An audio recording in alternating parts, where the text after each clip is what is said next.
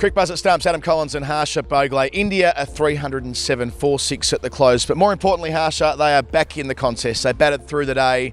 They batted with a degree of discipline we haven't seen in the first couple of test matches, especially last week at Lords.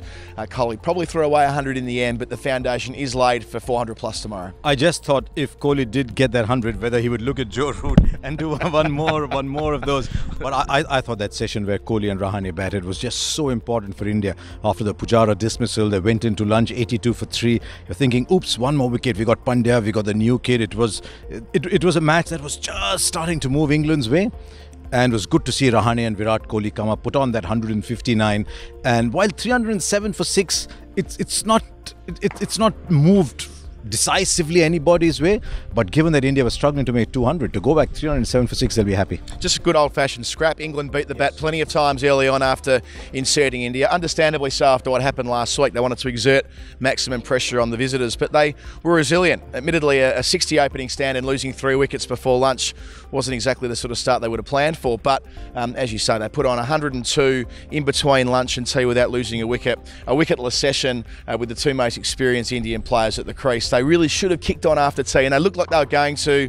A good bit of bowling got Rahane. Kohli, I don't think it really was. Last ball of that Rashid over, trying to fly him through the covers to bring up his second ton of the series, Harsha. He'll be sitting down in the change rooms now thinking, I've not only thrown away 100, I might have thrown away a big 100 as well. I might have. And what was interesting was it looked from afar, and obviously it wasn't true, but it looked like that every Indian batsman wanted to play Adil Rashid. I mean, he was bowling a lot of very ordinary deliveries. So if you're on 97, really you want to be playing Adil Rashid. And I wonder if after 3 or 4 dot balls, as soon as that ball was tossed up, Virat Kohli said, right, here's my century.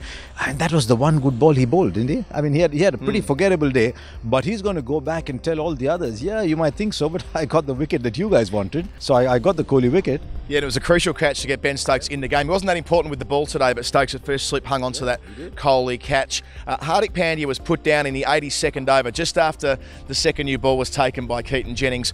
One of the most unbelievable drop catches off the shoulder of the bat. It was inconceivable, but he's gone at the end of the day because Jimmy Anderson, what a great spell before stumps. He really earned that wicket. It was, but the catch that Keaton Jennings put down, Adam, you and me and every one of our extended family would have taken that catch. It was, why was he falling over? I don't know, it's the modern way. He's an international player and we aren't, so what the hell.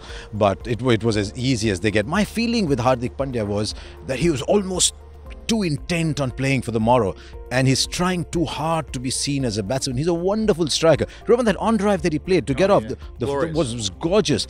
And I just think he's tried too hard to show that he can be number 6. On the stump mic, I picked up a couple of times him asking the umpire, how many overs more? 4 overs more? Okay, 3 overs more. So it's almost as if he had made up his mind saying, I'm going to be not out at close. He played 51 dot balls out of 58.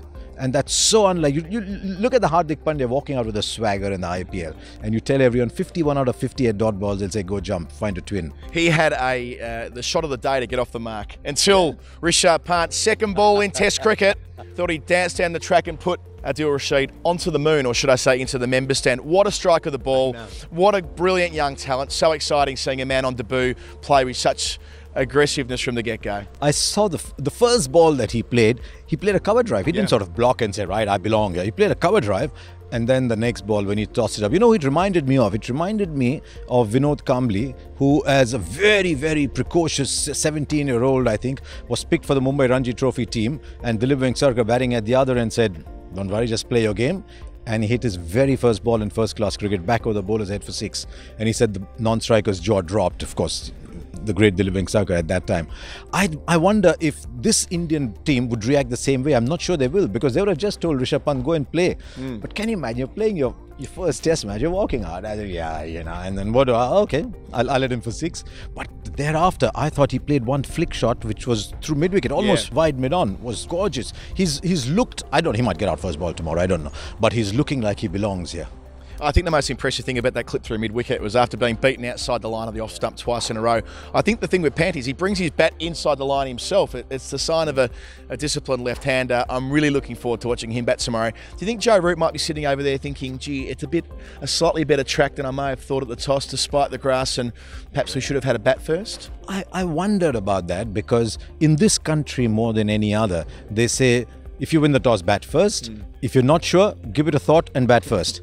And all of a sudden, my own view is, it'd be interesting to ask Joe Root that. My view is, he looked at India after the first 2 tests and said, you know what, they don't really want to be batting out there. They've got trouble with their top order. Let's just put them in and nick 3 or 4 wickets out very quickly. So I don't know whether the decision was what England wanted or whether it was their perception of what India didn't want.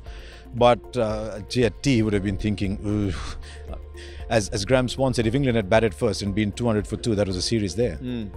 They've got to make 400, I don't know. They've really got to capitalise. I mean, 6 wickets down, the honours are relatively even, but they can't throw it away in the morning. No, they can't be 320 all out. Now just look, Ashwin comes in next. The new ball is still swinging around. It swung as much as Lords, by the way, according to the numbers that we got, and it just tells you that swings in the air, but everything else happens off the deck.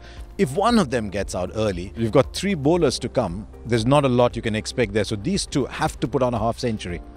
Proper Test cricket here at Nottingham on day 1. Thanks for joining Crick Buzz at Stumps with Adam Collins and Harsha Bhogle. We'll catch you tomorrow.